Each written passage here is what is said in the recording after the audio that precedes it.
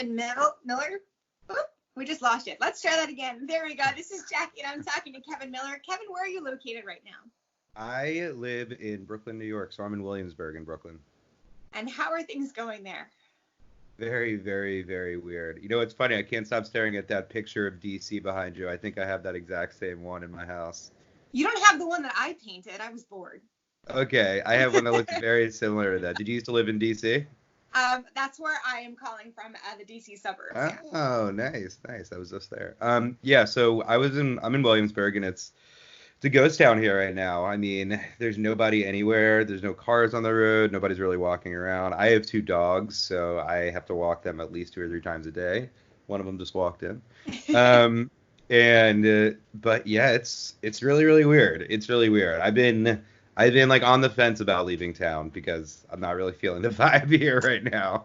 I can't say that it's any better anywhere else, although I wonder, like, the more central you go, maybe there's options. I think it's more like, I think there's just like a very special, weird thing going on in Brooklyn right now where like we are the highest concentration of cases in the country as of right now. And it's just the city is usually just people everywhere all the time, always things happening. I don't know if it's ever been like this where it's been multiple days of people on lockdown. I know after 9/11 it was very quiet, but I feel like the city got back into it pretty quickly to try and make things right. And now it's sort of like, we don't know how many days of just a very, very quiet small town feel right now. Describe your mind frame right now. Like, how are you feeling?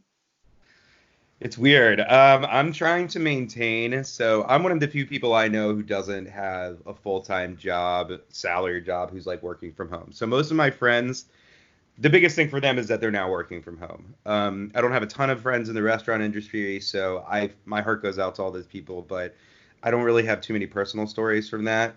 So for me, like, I'm honestly one of the most affected individuals I know because all my shows have been canceled. So I make money by going out and doing stuff, I mean, I also make money in other ways, but like 90% of my income musically is from playing shows. And that's from playing Kevin Daniels shows, so that's me, like playing my own stuff. And that's from playing wedding band gigs. So I'm a lead singer in a wedding band in New York that is very, very popular. Everything's been canceled. And that's also from playing college and universities. So playing like small colleges and universities on the East Coast. Those jobs pay really, really well. Obviously, they're all canceled because no one's in school. Man, and you were looking forward to South by Southwest and all of your performances there. Yeah, I mean, honestly, that seems like so far away now that everything, like every day you wake up seems like the world has like changed again. But yeah, I mean, this was my first year showcasing at South by. Obviously I wouldn't have made a lot of money from that, but I did have some paying gigs there that dropped out. And also like, I was really hoping to walk away from that experience with potentially a manager or maybe signed to a label or signed with a new booking agent, just like some very, important step in my career. And I just think it's gone. I don't even think it's being rescheduled. I just think it's gone, Well, that was going to be my next question is, do you have anything that you know of that's been pushed towards summer or fall yet? I mean, I have a few tours coming up that I imagine we'll probably just reschedule for later on in the year. I'm also playing Mountain Jam in a festival called Celebrate Fairfax, which is in Fairfax, Virginia. So those are not coming up directly, but they are definitely in the realm of cancellation. So I don't really know. Those are the other two big ones I'm sort of waiting to hear on. I would say all like the smaller private venues right now, like, I've been trying to book stuff for May, and people are sort of like, let's not do that quite yet, and even in June, I'm getting some pushback. Any show I have after June, everyone's like, let's assume these are still going on.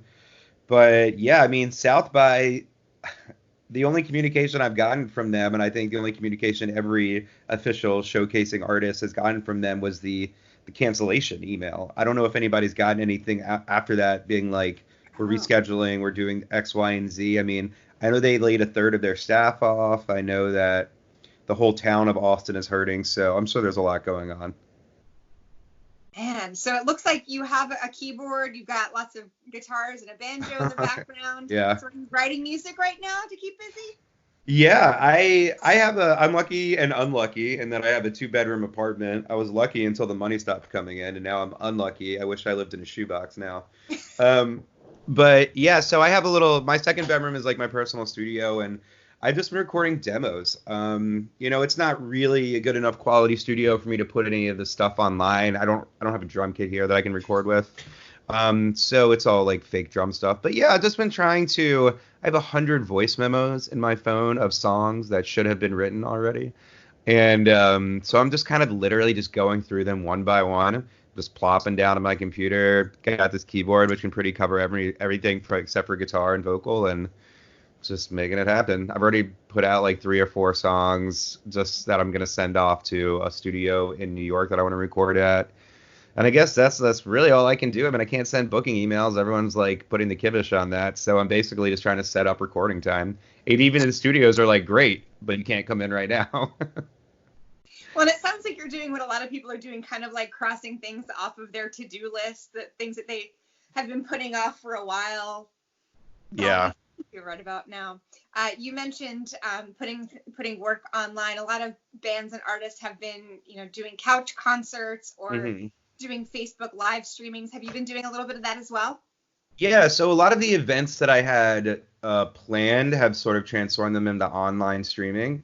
And everybody's got a Venmo and a PayPal account, so it's pretty easy to get tips from stuff like that. But I did one with Modern Musician last week. Modern Musician is a music mentorship program that I work with. I'm doing one tonight with Americana Highways, which is an Americana outlet. And then I was supposed to do this thing called Listening Room Festival, which was a sort of house concert festival down in Florida. Obviously, that got canceled. So they sort of turned that into a 3-day like virtual house concert festival. So I'm doing 3 live streams in 3 days. That'll be this coming weekend. I think Sonic Bids is choosing me as an artist to do some stuff with. I mean, everybody is anybody who's anybody. I mean, I've been reached out to by like a company that likes my dogs on Instagram has been like, do you want to do a live stream? I'm like, sure, but I don't know. I don't even know what's going on anymore. Like, I don't even know how this is like benefiting you or me, but sure.